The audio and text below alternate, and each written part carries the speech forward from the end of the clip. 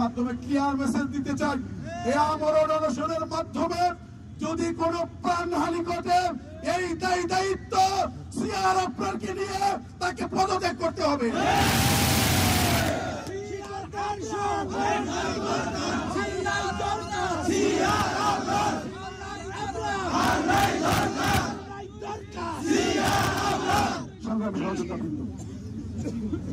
আমাদের প্রশাসনের পক্ষ থেকে তারা একটা পদক্ষেপ নিয়েছিল যে তারা বিভিন্ন রকমের নোটিশ জারি করবে, জেলা শিক্ষা অফিসার ডিসিকে দিয়ে ওকে দিয়ে এরকম একটা পদক্ষেপ নিয়েছিল।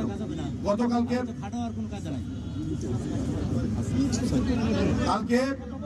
রাতে একটি নোটিশ আমার সহযোগিতা আমাকে দিলেন যে মাদারীপুরের জেলা শিক্ষা অফিসার সেটাকে হাজিরে আপনার তথ্য দেওয়ার জন্য একটা নোটিশ সার্ভ করেছে। আমি রাতে তাকে বলেছি, তারা ফোন করেছি, সে রিসিভ করেনি। সকালে ফোন করে বলেছি যে আপনি শিক্ষকদের ন্যায্য আন্দোলনে যদি আপনি প্রতিপক্ষ হয়ে দাঁড়ান তাহলে এটা আপনার জন্য ভালো হবে না। আপনাকে বলছি আপনি অবশ্যই কথা বলবেন না। আমি তাকে বলছি যে আপনি যে কাজটা করবেন সেটি হচ্ছে আপনি এটাকে প্রত্যাহার করবেন, যদি না করেন জাতীয় গণপ্রত্যাশী শিডিউল কিন্তু আপনার বিরুদ্ধে ব্যবস্থা নিবে। আমি এভাবেই বলেছি তাকে। আমি পরে দুপুরে যখন বক্তব্য দিচ্ছিলাম ওখানে তাকে বলেছি যে 24 ঘন্টার মধ্যে যদি এই নোটিশ যদি প্রত্যাহার না করা হয় আগামীকাল আমার সহযোদ্ধারা তার অফিসে তাকে তালা দিয়ে তালাবদ্ধ করে রাখবে। ভয় পেয়েছে, ভয় পেয়েছে। কিছুক্ষণ আগে আমরা অনলাইনে দেখেছি তিনি তার নোটিশকে অনিবার্য কারণ দেখে স্থগিত করেছেন।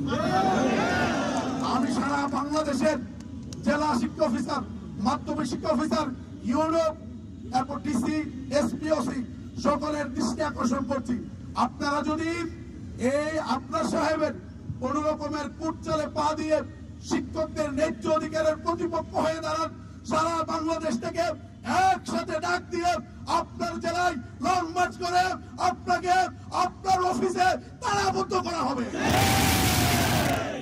শিক্ষক জনতা করে তুলো একতা। আমরা আপনাদের কোন সিদ্ধান্ত মানি না, আপনাদের কোন সিদ্ধান্ত আমরা মানি না, আপনাকে উপদেষ্টা আমরা মানি না। যদি আপনার পারে তাকে আমাদের 3 দাবি মেনে নিয়ে প্রজ্ঞাপন দিতে হবে, না হলে এই ব্যর্থতার দায়ে আপনাকে শিক্ষা মন্ত্রণালয় ছাড়তে হবে।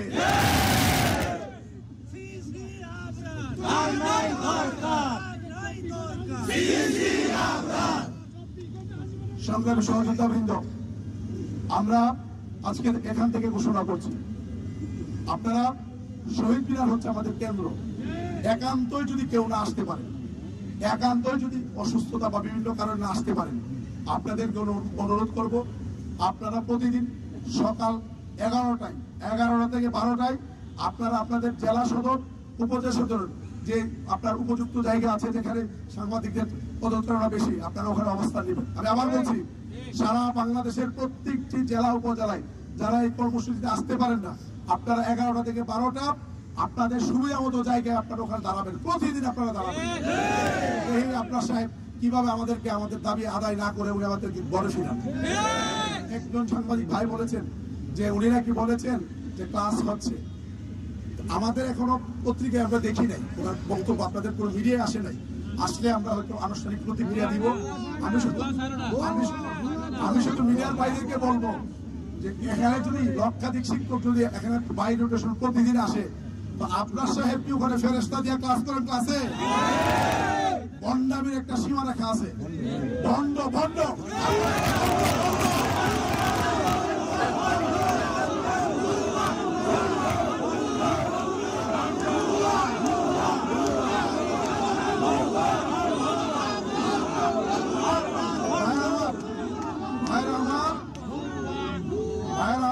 যেহেতু বিএনপির মহাসচিব মহোদয় তিনি কথা দিয়েছেন, সময় নিয়েছেন, আমরা তাকে বলেছি যে আপনি চাইলে এটা হয়ে যাবে, ব্যাপারই না কোনো।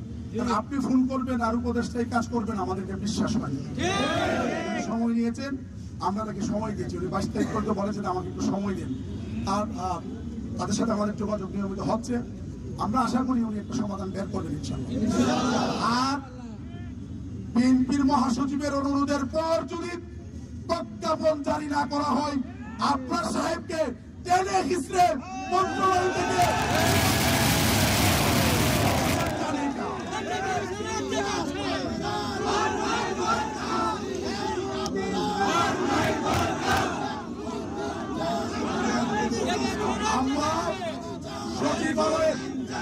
আমরা সচিবালয়ের প্রত্যেকটা পয়েন্টে আমরা অবস্থান নিব। আমরা দেখব আপনার সাহেব শিক্ষকদের বুকের উপর মারিয়ে কিভাবে সে সচিবালয়ে ঢুকে।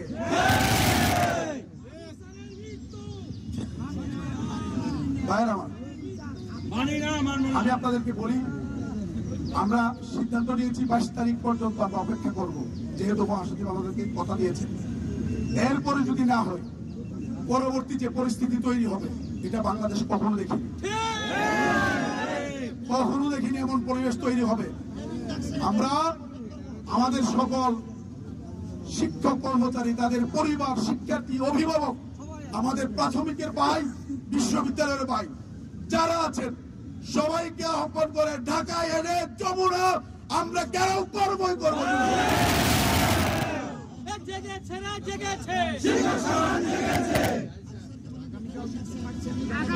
আমরা শুনেছি বিভিন্ন জায়গায় প্রশিক্ষণ হচ্ছে। আমরা আমাদের শিক্ষক ভাইদেরকে অনুরোধ করবো, আপনারা আগামীকালকে সকল প্রশিক্ষণ প্রত্যাহার করে ওখান থেকে আসেন। আমরা আপনাদের অধীনে কোনো প্রশিক্ষণ নিতে চাই না, অন্যের অধীনে কোনো প্রশিক্ষণ হতে পারে না। আমরা আমাদের আগামীকালকের জন্য আমরা একটা কর্মসূচি ডিজাইন করেছি। সেটি হচ্ছে আগামীকাল ঠিক দুপুর 12টা থেকে আমরা শহীদ মিনার থেকে 12টায় মুখে কালো পতাকা বেঁধে, কালো কাপড় বেঁধে আমরা শাহবাগে অবস্থান নিব।